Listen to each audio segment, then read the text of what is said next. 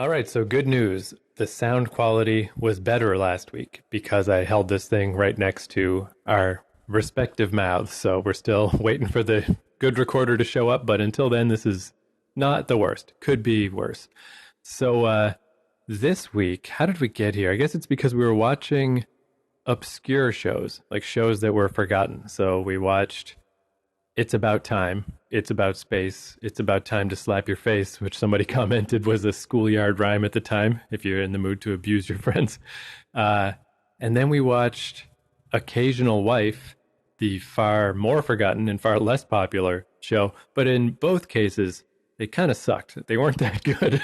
So we realized, like, oh, maybe if you look up shows that are in like list of top 10 shows that no one remembers, that's probably not a great starting place because there's probably a reason why no one remembers them. So instead, when we were looking up these lists, we veered off slightly to the maybe better, maybe worse, top 10 most ridiculous premises for a show. And we were looking through those and we're like, yeah, these do sound pretty bad, but not funny bad, not like you'd want to watch them bad. And then we saw My Mother the Car. And I remembered that name. I don't remember ever seeing the show, but I remember that name. So I did, there's not a lot about this show, so I didn't do a ton of research, but I think we're in for a bad time again this week. So let me just tell you what I got here. My Mother the Car is an American fantasy comedy that aired for a single season on NBC in 1965 for 30 episodes, so that same era. This was 1 year before those other two shows. The premise features a man whose mother is reincarnated as an antique car who communicates with him through the car radio. So that's, an extremely stupid idea, but what's weird is the show was created by Alan Burns and Chris Hayward, who had success with, and listen to these are like good shows, Rocky and Bullwinkle, The Munsters, and Get Smart. They were involved in all those shows, which to varying degrees are good. Well, they're well-known shows for sure. Yeah. And all those shows I feel like probably hold up to some degree.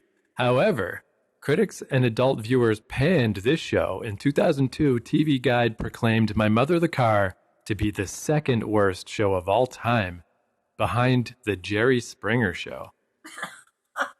Yikes, right? So, you can't get much lower than that.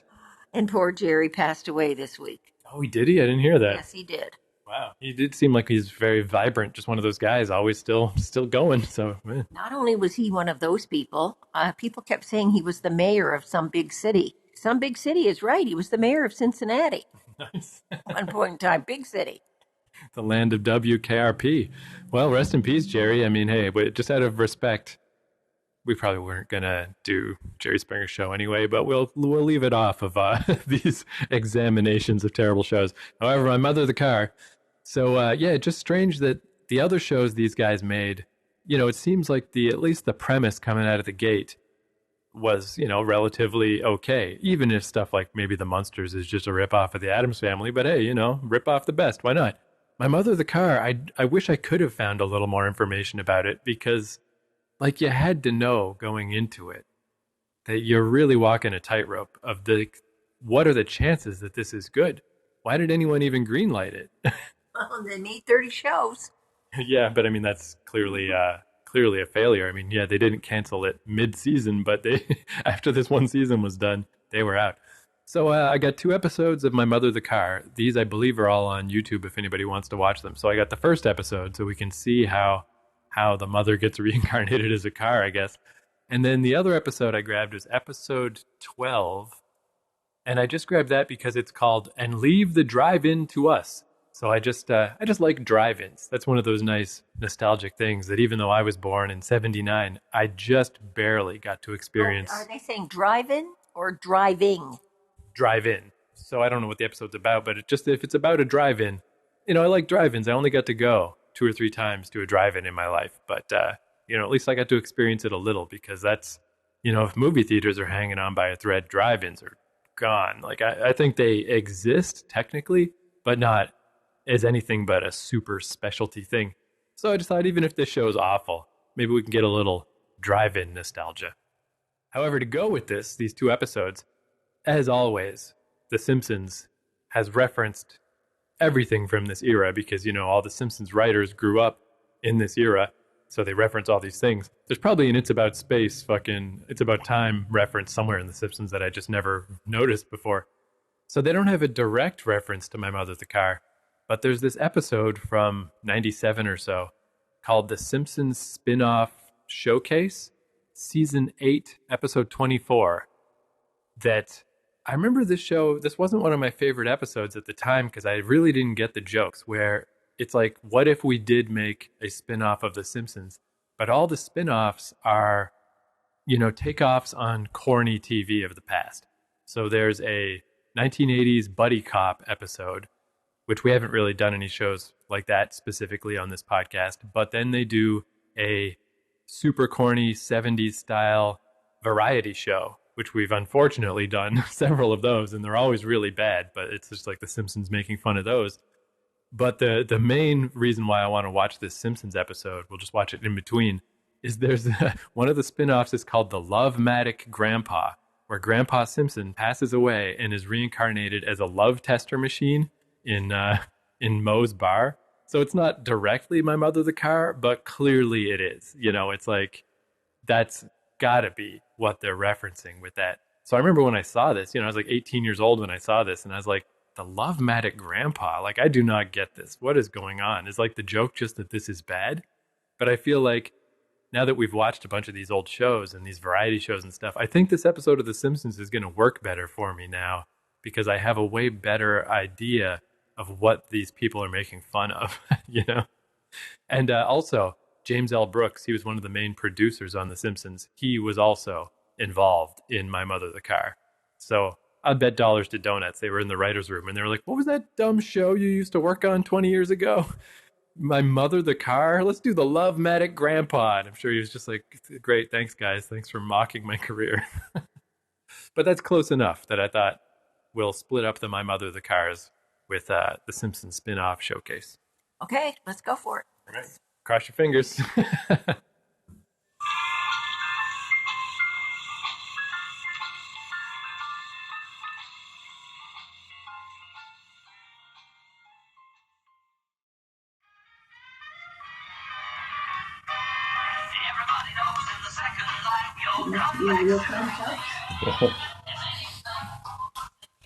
So I guess it is important to restate that this is considered by many to be one of the worst TV shows ever made. TV Guide said, yeah. So I mean, yeah, it's like obviously it was awful. It was really bad, but I guess there's still some mildly interesting things we could say about it. So first off, it's kind of neat that the first one I grabbed, episode 1, happened to be from the DVD release that has the laugh track removed. Then episode 12 was the TV version with the laugh track in. But I guess what I realized from that is when a show is this brutal, like this terminally unentertaining, the laugh track makes no difference whether it's there or not. Like it just didn't matter. Like the lameness of this show just overwhelmed any other, sense. It's pretty sad when you're watching a comedy show and you're wishing it would finish. Yeah. Just get on, and get it over. It's agony. I did learn some additional details that I think are interesting because I was saying, like, I had to look up a little more after we watched the first one. I was just like, man, like this show is so bad. And so much so that, like, even watching that Simpsons, like, it is very clear that the Love-Matic Grandpa is indeed based on this type of show, maybe a little Mr. Ed or something, but basically this. It even had the silly theme song. But yeah, it's like, it's such an unfunny idea that even the Simpsons one is not really that funny. But as I was saying while we were watching it, I can't blame them. I don't know how do you make a parody of this or of a corny 70s variety show and actually make it good? If the Simpsons can't do it, no one can do it. And these people didn't even come close. Yeah, so I was saying, like, there has to be more to this story. Like, why did these guys, especially with their track record of making other good shows, like, what was the thought process? So I learned My Mother the Car was inspired by Noel Coward's 1941 play Blithe Spirit, in which a man is haunted by the spirit of his deceased first wife who tries to disrupt his marriage with his second wife. And the twist is that only he can see or hear the ghost. So, I mean, that's probably a pretty. I've never heard of Noel Coward before, but that Oh, sounds like Noel a. Coward's famous actor. Oh, yeah. Oh yeah, from the vaudeville type days, 20s, the 30s. Oh yeah, well known stage actor. And that sounds like, I mean, I can't tell from this description if that was a comedy or a serious drama, but it could be either, with your if it's the drama of you're haunted by your wife, I could see that working. But even as a comedy, it would be so much better than this because, this guy is getting constantly messed with by his vindictive first wife. Well, why they felt in this one that they had to put the spirit in a car. Yeah. Like, what's that all about? Well, that's where even these additional details are not additional enough because in Hayward's sitcom variation, the man's wife would come back as a car after dying in an automobile accident. So the pilot was dubbed My Wife the Car and was sold to United Artists. But executives, this I don't know what this means, but executives thought that the idea smacked of necrophilia and changed the spirit to his mother rather than his wife.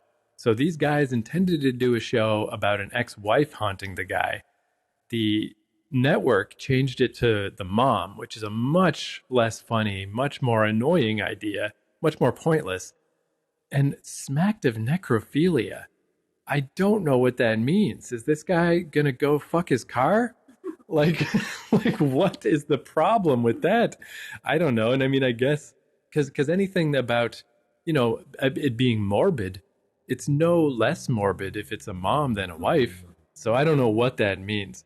However, the other very just sad part about this, you were mentioning that, oh, that's Jerry Van Dyke. That's Dick Van Dyke's brother. So the show starred Jerry Van Dyke, Dick Van Dyke's younger brother, who landed the role after making what could be considered the worst career choice ever. Van Dyke joined the cast after turning down first the Don Knotts role in the Andy Griffith Show, and second, the lead role in Gilligan's Island, a role his agent urged him to take, but Van Dyke refused, choosing My Mother the Car because, as he said, it read like Neil Simon compared to the Gilligan's Island script. Which, to be fair, maybe the script for the pilot, if you've never seen Gilligan's Island and you're just reading a script, yeah, it probably seems pretty dumb. It's a pretty dumb show, But I still don't know how even Gilligan's Island at its worst could come off worse on paper than, well, I guess to be fair, though, again, maybe this guy read the Gilligan's Island script and read the My Wife the Car script. And based on these two zany sitcom ideas, he chose the car one. I guess it's somewhat understandable. But anyway, the fact certainly remains that he fucked up big time because those are two of the most classic roles in all of television. And he got this. So, well, yeah. You win some, you lose some. So anyway, I'm glad we could at least learn a little more about the history of how this god-awful show got made. But yeah, I don't know. Got any closing thoughts, or should we just All I can say is the mother is so annoying in that. I mean, especially they're at the drive-in, they're freezing. It's snowing. Nobody can see anything anyway. And she insists on staying to the end.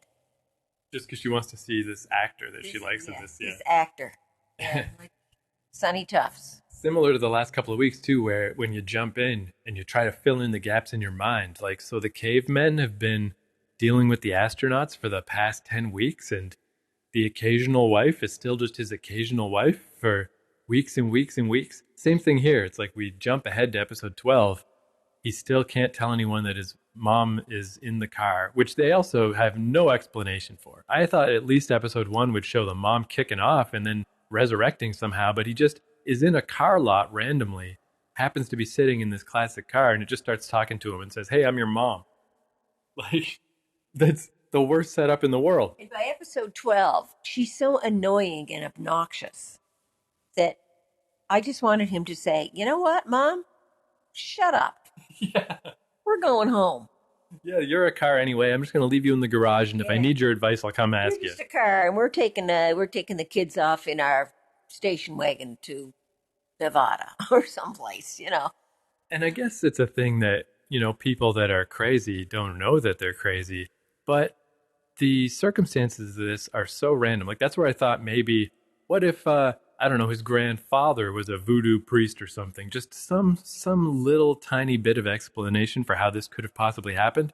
if I was sitting in a car lot and, my grandfather's voice or something just started coming out of the car, I would have to presume that I was crazy.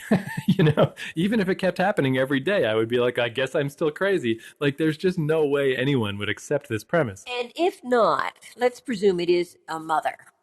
Look, she's calling all the shots, and he just kowtows to her all the time. I couldn't do that to my mother. Oh, it's my mother. Like, shut up. Yeah. Well, that's Have where, it. You're a grown man, and she's a grown woman, dead. But have a conversation. Don't just let it every show be kowtowing to mother. Ugh. yeah, that's where the wife thing makes so much more sense because even if it is just a vindictive wife who's upset that he's getting remarried, at least that's a premise. This show doesn't even have a premise. The premise is just that no one else I knows that love the my mom. mom. Yeah. Even if the whole family knew the mom was a car and they had to hide it or something, that'd be something. But it's even more annoying because he is the only one who knows. So it's just constant. He's just constantly. It sort of reminds me of like in a movie, like a horror movie, where only certain people know what's happening, like killer clowns from outer space. But how can you ever make anyone believe you that there are killer clowns from outer space? You're just stuck on this island by yourself. That's what this Jerry Van Dyke's character is like.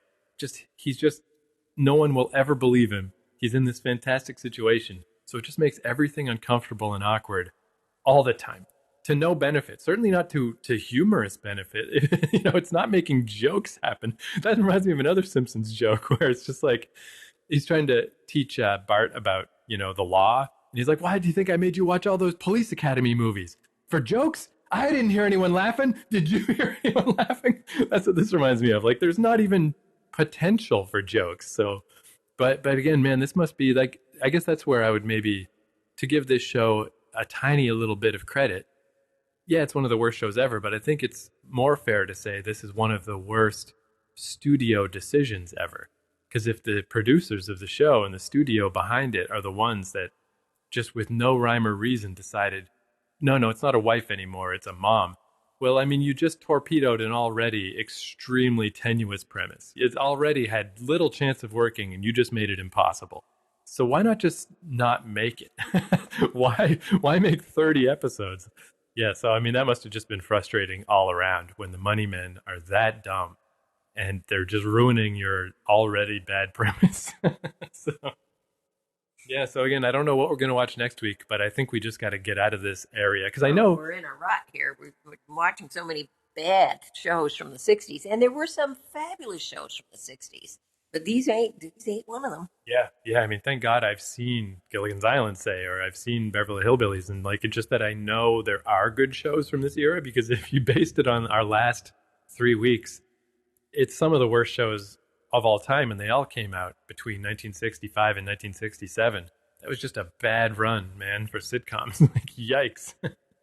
So yeah, I think we'll probably radically. I mean, what we were doing before this, I don't remember how we got off track, but we were back on British shows. So I think we should just take a hard turn, veer straight back into British land, and just try to try to just forget this whole thing ever happened. But anyway, I mean, at least now when I watch the Love-Matic Grandpa episode of The Simpsons, I have a better sense of, of what the heck was going on in that. I've lost all respect for old antique cars after watching this show. Yeah. Well, that's one reason why I found it so difficult to find this information about the show is because the only like research anyone has done about this show is that apparently that really was quite a desirable antique car even at the time. So now that you jump us ahead all these decades, it's even more valuable. So it's like car people are trying to figure out what happened to the car from my mother, the car, because any car that was featured in a TV show or a movie is immediately more desirable. So it's like, who owns the car now? But I'm like, I don't care. I don't give a fuck. But I guess that is the one thing, which is pretty sad, even that. Like, it's one thing if you own, like, man, I have the Batmobile from one of the Batman movies or something. But who cares if you own the car from my mother, the car? You shouldn't be proud of that. You should just shamefully put it in a garage somewhere and never tell anyone that you spent a lot of money on it. All right. Well, anyway, join us next week for, Something better. yeah, I was going to say again, rest in peace, Jerry Springer. Literally, whatever we watch next week cannot possibly be worse because the authorities say The only show worse was Jerry Springer. We just watched the worst show of all time, basically. Famous last words, though. We'll see. Join us next week.